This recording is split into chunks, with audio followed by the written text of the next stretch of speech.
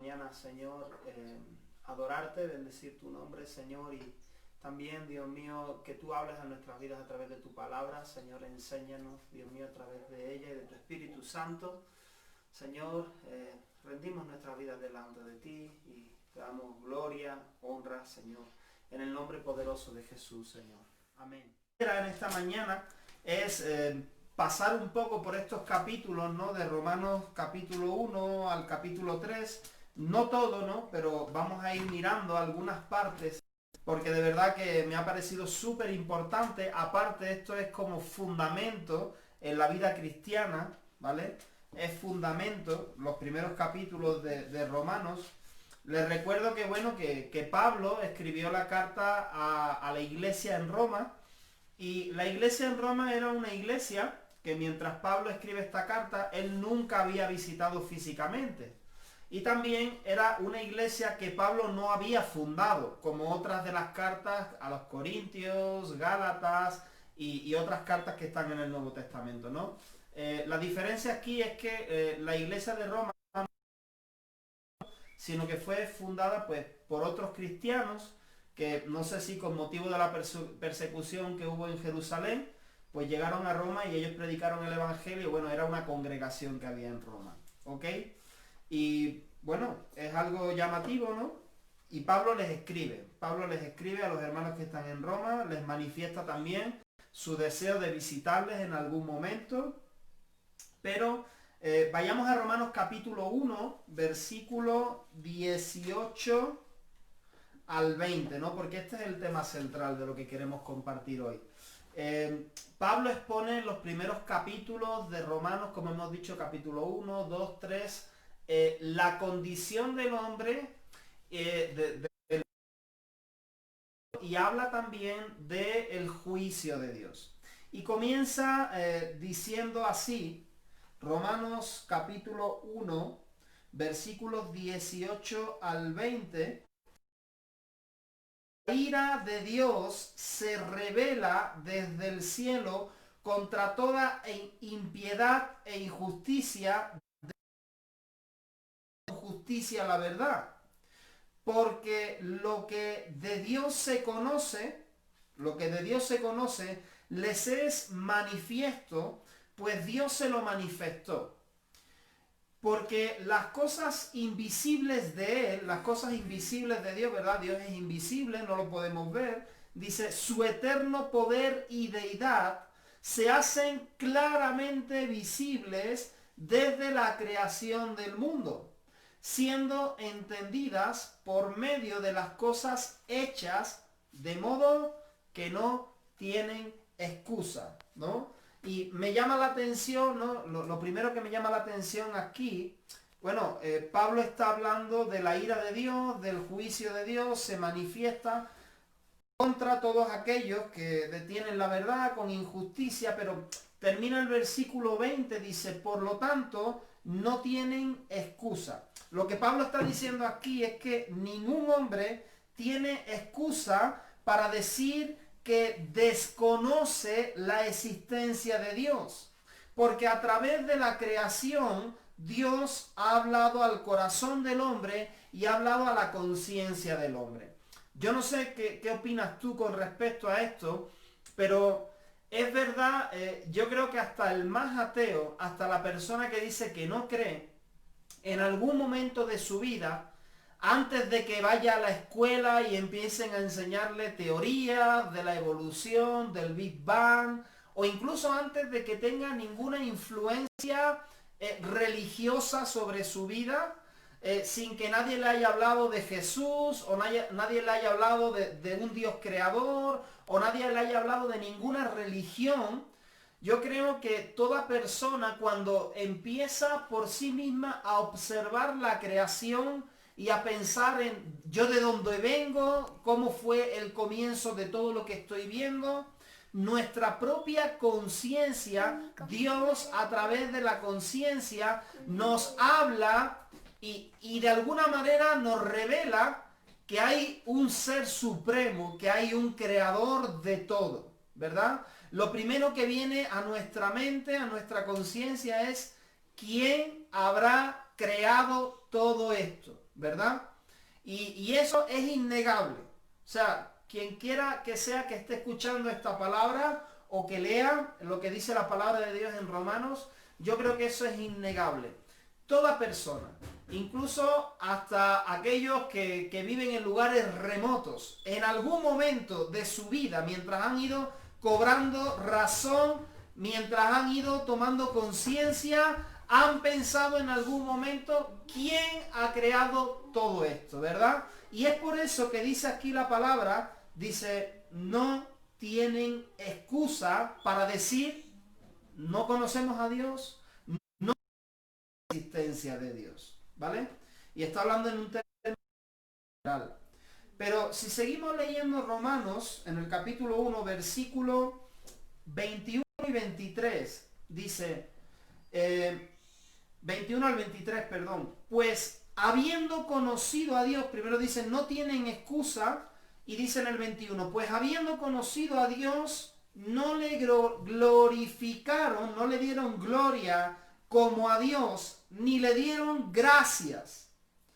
Habiendo entendido que hay un Dios, que hay un ser superior, que hay un creador de todo, está hablando de la humanidad en general, no le dio gloria y no le dieron las gracias, sino que se envanecieron en sus razonamientos y su necio corazón fue entenebrecido, profesando o diciendo ser sabios, creyéndose sabios, se hicieron necios y cambiaron la gloria del Dios incorruptible en semejanza de hombre corruptible, de aves, de cuadrúpedos, animales de cuatro patas, ¿no? Y de reptiles. Es decir, primero Pablo habla de que el hombre no tiene excusa, todo el mundo en algún momento su conciencia le ha dicho que hay un creador, que tiene que haber un ser supremo, un ser superior, ¿verdad?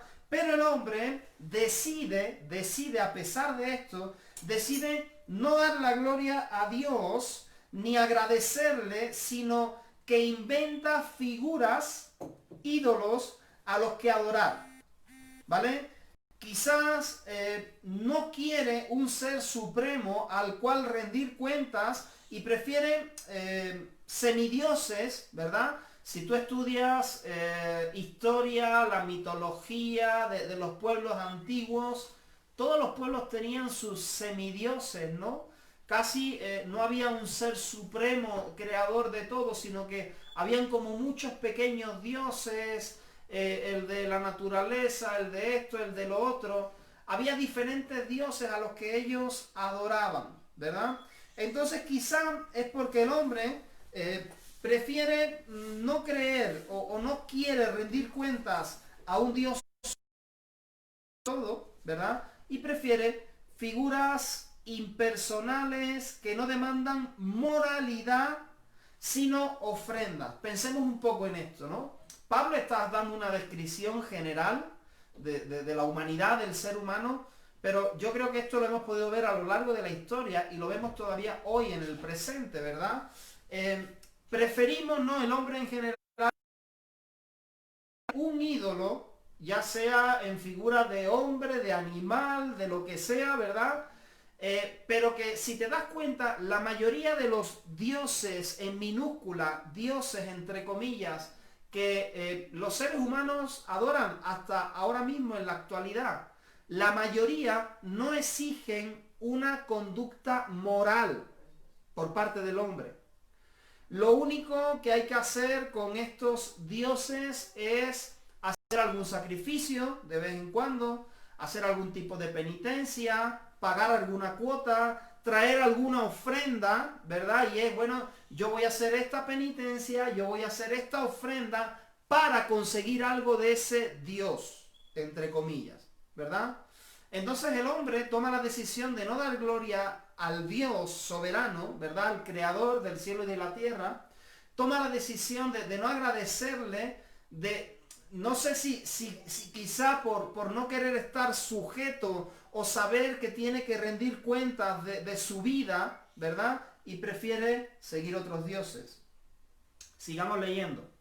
Y es como, estamos haciendo como un recorrido y un estudio de Romanos, porque de estos primeros capítulos, y yo te recomiendo algo. Bueno, si tú tienes dudas acerca de cómo Dios obra, de cómo Dios piensa, y también bueno, cuál es la condición del ser humano, porque a veces tenemos dudas, bueno, entonces si me porto bien me voy al cielo, ¿quién va al cielo, quién va al infierno? Tenemos dudas, ¿verdad? Yo te recomiendo que leas Romanos capítulos, los primeros capítulos, 1, 2, 3, bueno, y que sigas leyendo, ¿verdad?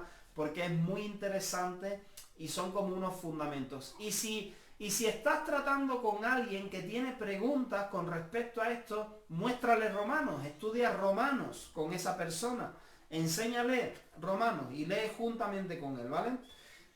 Dice versículo 24.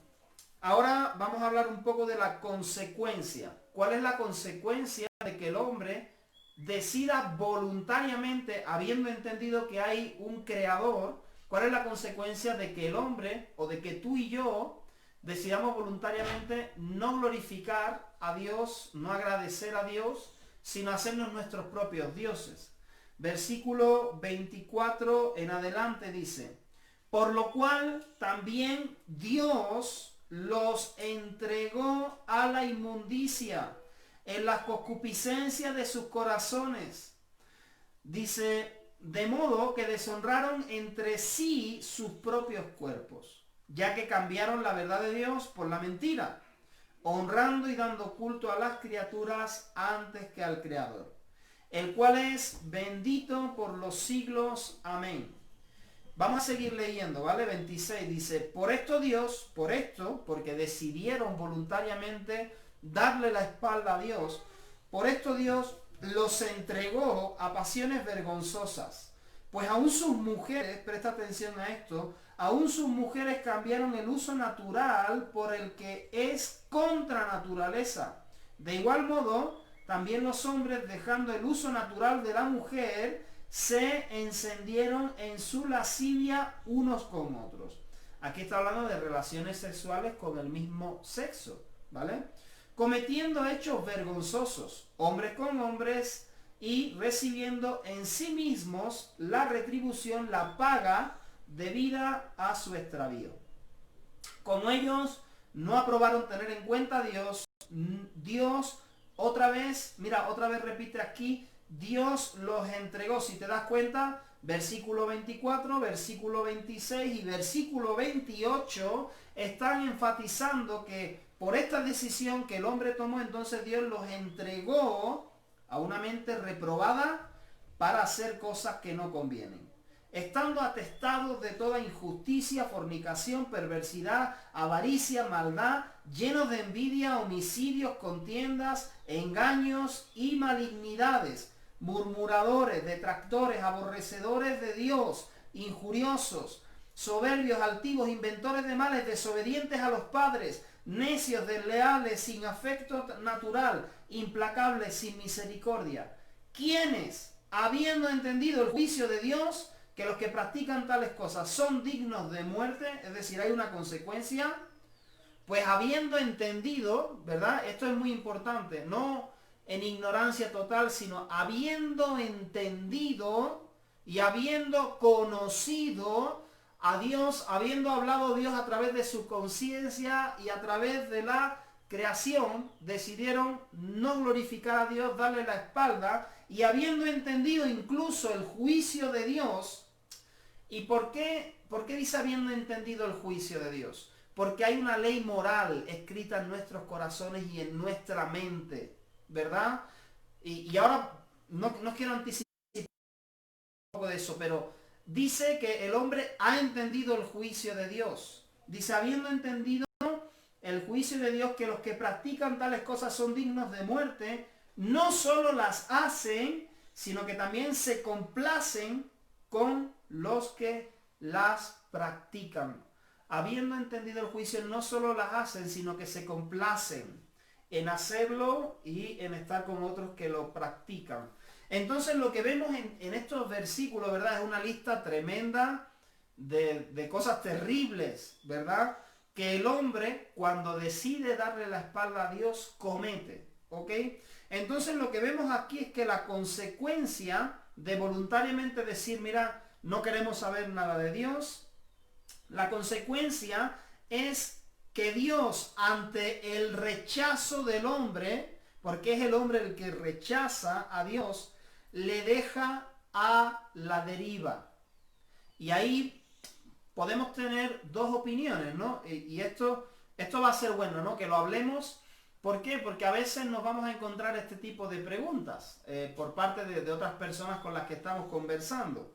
O sea, que Dios se manifiesta al hombre, el hombre dice, no quiero saber nada de Dios, rechaza a Dios, le cierra la puerta a Dios, y entonces Dios lo que hace es dejar al hombre a la deriva.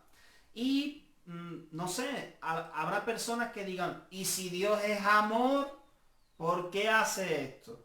Si Dios permite tanta cosa en el mundo, ¿por qué tanta perversidad? ¿Por qué tanta maldad? ¿Por qué guerras? ¿Por qué hambre? ¿Por qué? ¿Por qué Dios permite esto si Él es amor? Pues te digo una cosa, si Dios obligase al hombre, ¿no? Si Dios no diera alternativa al hombre de aceptar o rechazar, sino que obligatoriamente tendría el hombre que glorificar a Dios y que adorar a Dios y estar sujeto a Dios, seguramente que más de uno diría, ese Dios es un tirano, ese Dios es un dictador, ¿verdad? ¿No? Porque muchas veces, no, pues entonces Dios me obliga. Dios me obliga, Dios impone, Dios es una dictadura lo que Dios hace, ¿verdad? Más de uno diría esto. Y si Dios me deja a la deriva, entonces que Dios no me ama. ¿Cómo que Dios me deja a la deriva? ¿No? Pero mira, lo que vemos aquí es que Dios muestra su amor de esta manera sin imposición.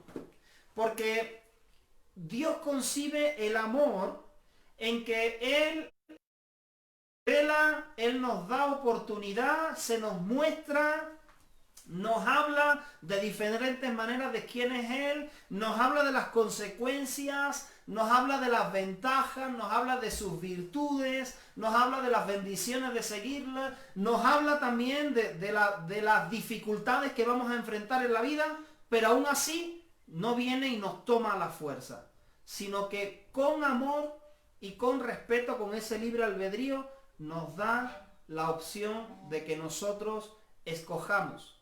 Ahora, nosotros somos propensos que cuando después de las cosas no nos van bien, culpar a Dios, ¿verdad? Y ponte tú, si eso te pasara a ti con tu hijo, ¿cómo te sentirías? O sea, que tú ya has dicho, has instruido, has corregido y le has puesto las cosas claras, pero decide hacer lo que le parece bien y después por las consecuencias que venga a reclamarte, ¿verdad? Y a decirte, ¿y por qué me dejaste hacer? Pues que quería que te coja por los pelos y te arrastre. ¿Qué querías que hiciese? ¿Verdad? Porque si hubiera hecho eso, me hubieras dicho, qué malo que es mi padre, que eso no es amor, qué clase de amor el que me tiene, ¿verdad? Entonces, yo creo que esto nos tiene que ayudar un poco a ubicarnos y a ser sinceros con nosotros mismos, ¿verdad?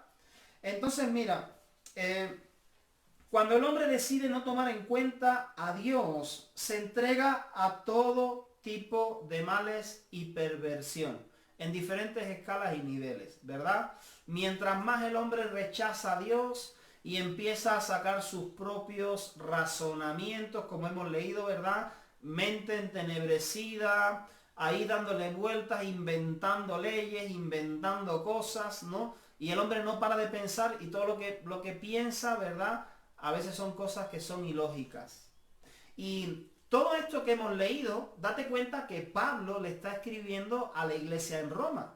Y quizá digamos, bueno, esto es lo que está pasando hoy día, pero eso es lo que estaba pasando en aquel tiempo también, ¿vale? Porque la cultura romana, ¿vale? La iglesia estaba en Roma, pero la cultura romana, el imperio romano, era pues aparentemente uno de los imperios más avanzados en leyes, en política, en el tipo de mecanismo de gobierno que ellos tenían, pero su ideología era totalmente influenciada por los griegos. que tenían multitud de dioses para todo, ¿verdad? Y que era muy común en la cultura romana este tipo de orgías, hombres con hombres, mujeres con mujeres, comilonas hasta el punto de vomitar y seguir comiendo. O sea, era muy común en la cultura romana, a pesar de que tenían leyes y normas que aparentemente eran muy buenas, era muy común los desfases en la cultura romana, ¿vale? Entonces, esto no está muy lejos de quizá la cultura que tenemos nosotros hoy día, porque no es que ahora hay mucha más maldad que había antes. Mira, déjame una cosa que te diga, que la maldad en el corazón del hombre ha existido siempre.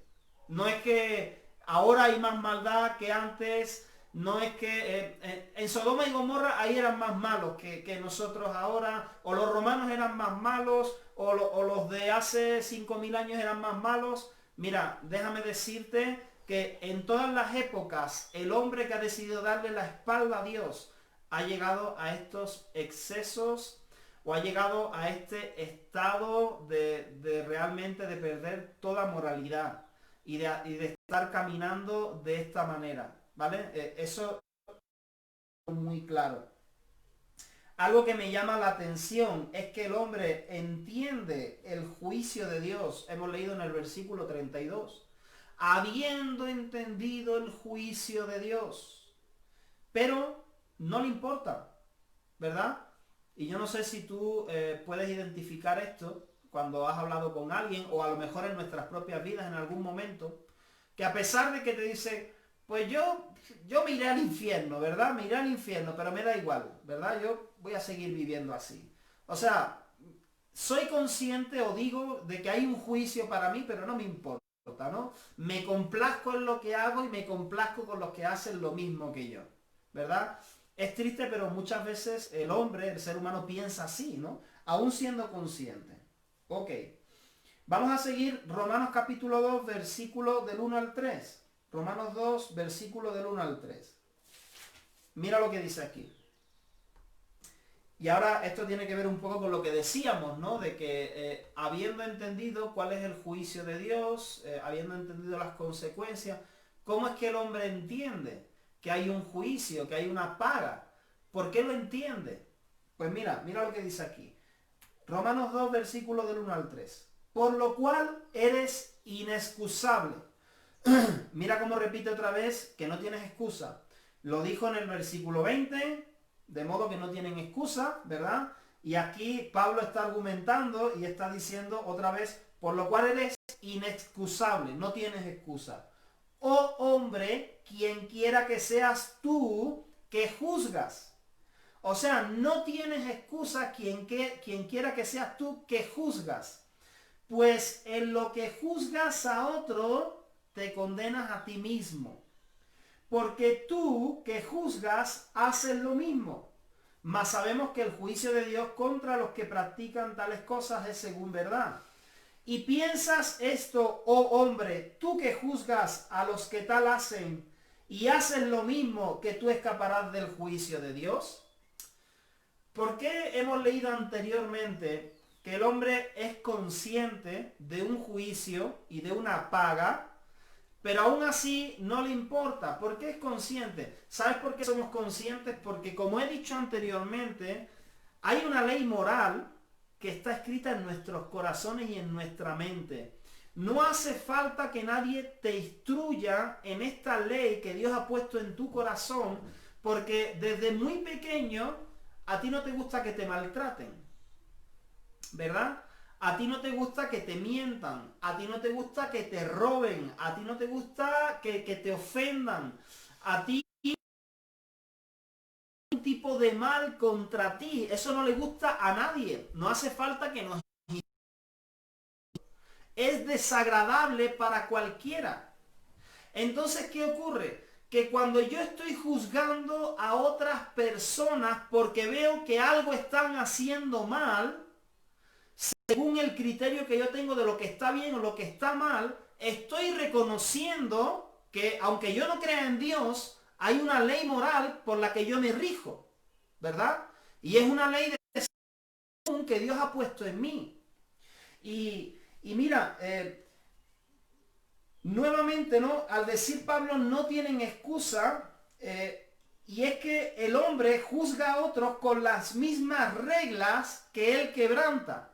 Nosotros somos propensos a juzgar a otros con la misma regla que yo estoy quebrantando. Lo cual demuestra que conozco y creo que hay una ley moral. Es decir, no soy ignorante de esa ley.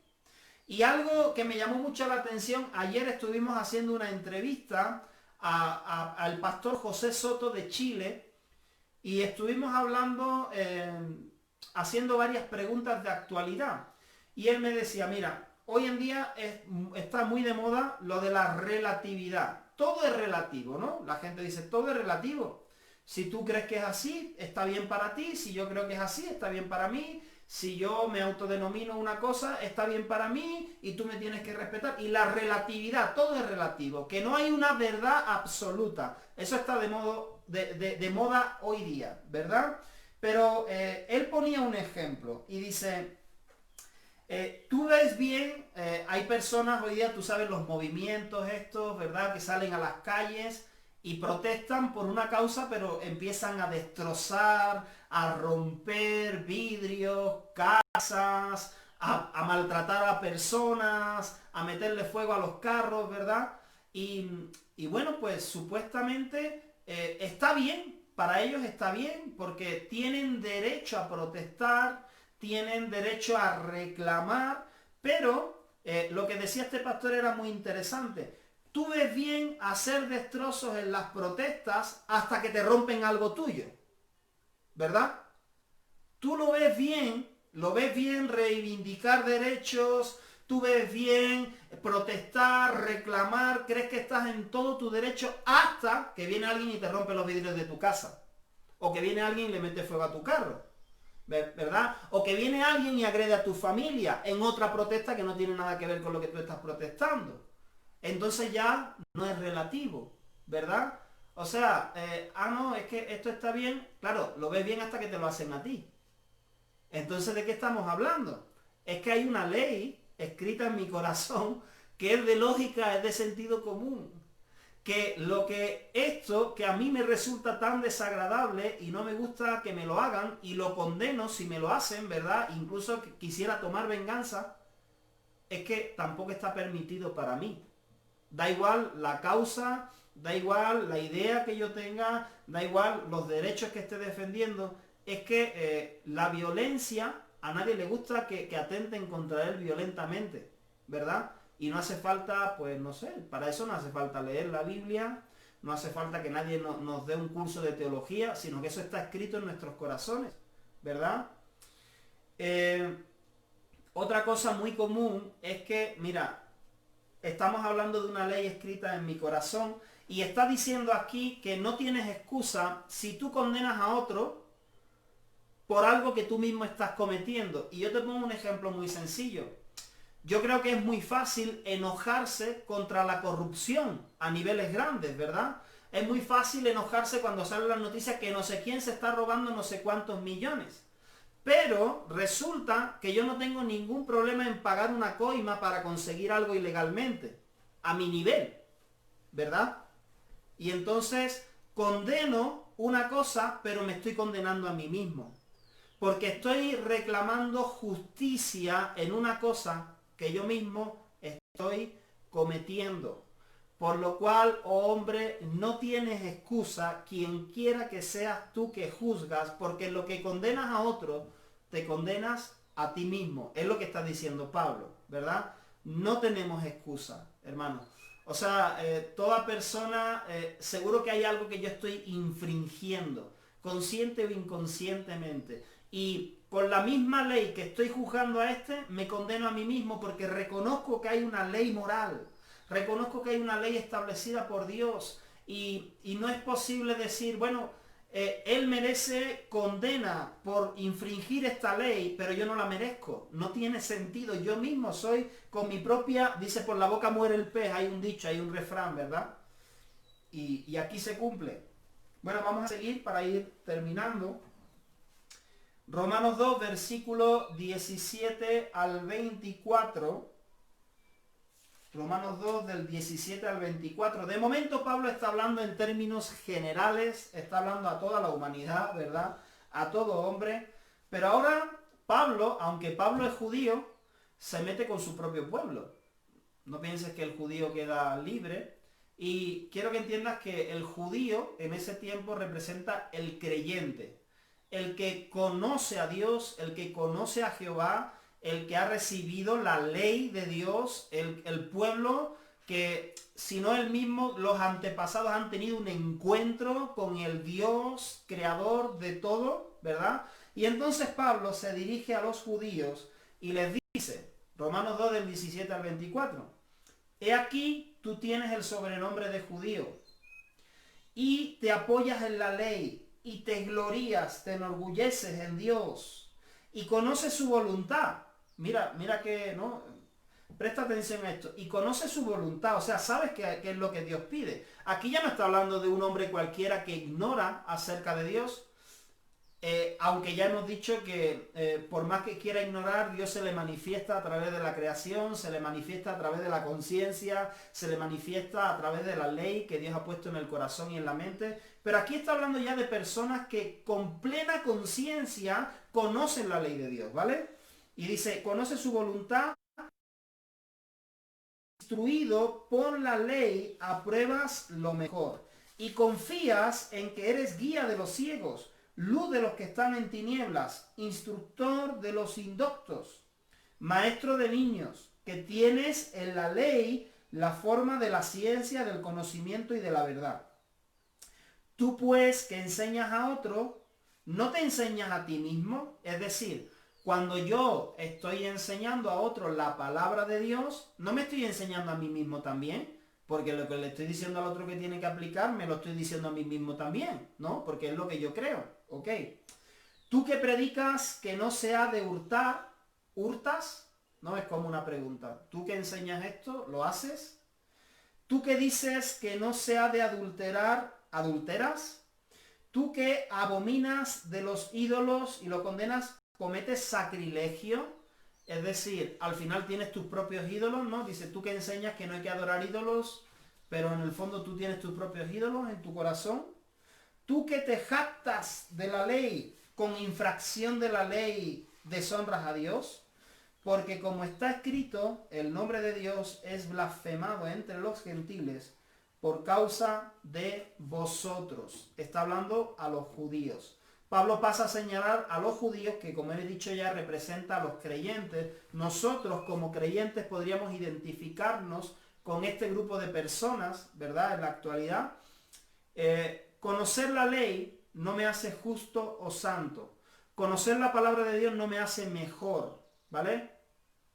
Nadie podía cumplir a cabalidad toda la ley de Dios. Es decir, el pueblo judío, y esto es muy importante, el pueblo judío no hubo ni un solo hombre desde Abraham y desde los primeros, ¿verdad? Ni Moisés, no hubo ni uno solo que pudiera cumplir a rajatabla todos los mandamientos que había.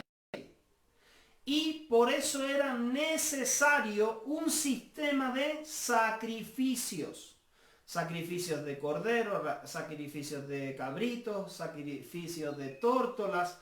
Un sistema amplio de sacrificios que el pueblo tenía que estar haciendo continuamente a causa de su pecado. ¿Hasta cuándo duró esto? Hasta que vino Jesús.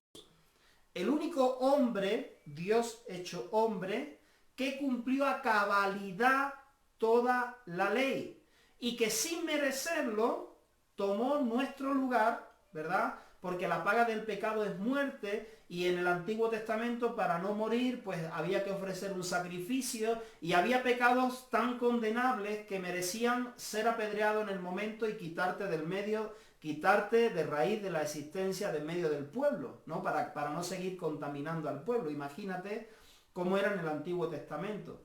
Entonces, ¿qué es lo que vemos aquí? Que a veces nosotros, aquí está hablando del judío, pero nosotros como creyentes, como cristianos, a veces, no sé por qué, pero llegamos a la conclusión de que conocer lo que dice la Biblia me hace justo o me hace santo.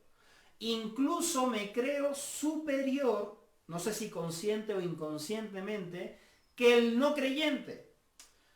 Yo no sé si tú has escuchado, nosotros no somos como los incrédulos. Es que nosotros no somos iguales que ellos. Claro, es que ellos hacen esto, es que ellos hacen lo otro, es que ellos. Y nos dirigimos de esta manera hacia ellos como si ellos fueran más pecadores. Pero déjame decirte que tú y yo tampoco cumplimos a cabalidad, en totalidad, con todo lo que Dios nos está mandando. La única diferencia es que tú y yo hemos reconocido nuestra condición y hemos dicho, yo necesito un Salvador. Yo no me salvo a mí mismo ni con mis mejores esfuerzos. Esa es la única diferencia. Que nosotros lo hemos reconocido y otras personas todavía no, ¿verdad? Y que, bueno, conocemos quizá, mientras más conocemos, al revés, más responsables somos, ¿verdad? Mientras más conoces de la ley, más responsable te haces. Y para terminar, la conclusión. Romanos 3, versículo 21 en adelante, dice, Pablo ha estado hablando de la ley, de la ley escrita en el corazón, ¿verdad? De cómo Dios se manifiesta a toda persona. Ahora Pablo ha hablado a los judíos que son conocedores, totalmente cabales de lo que dice Dios, de lo que Dios pide. Y versículo 21 dice, del capítulo 3, pero ahora, aparte de la ley, se ha manifestado la justicia de Dios. O sea, ahora en este tiempo, no solamente la ley que condena, ¿verdad?, sino que también se ha manifestado la justicia de Dios, testificada, hablada por la ley y por los profetas, la justicia de Dios por medio de la fe en Jesucristo. La justicia de Dios por medio de la fe en Jesucristo. Para todos los que creen en Él. Porque no hay diferencia. Ahora dice Pablo, después de todo lo que ha expuesto, dice, es que no hay diferencia, ¿verdad?